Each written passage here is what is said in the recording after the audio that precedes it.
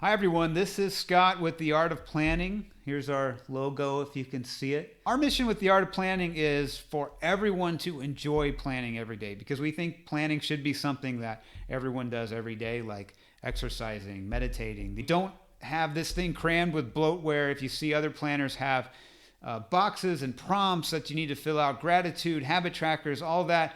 You can do that with this planner, but we're not taking up space and making you do that. It's got 3 planning levels of various depths: the year view, the month view, and the week view.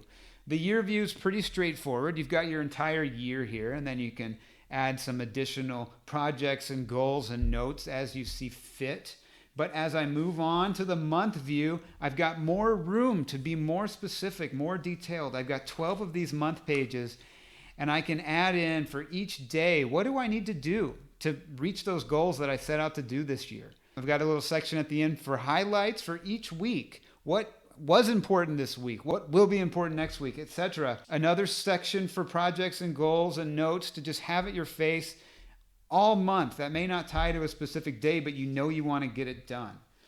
Now I'm going to jump to the week view, and it's going to be really easy because I'm including 2 bookmarks. This is very unique for planners this small.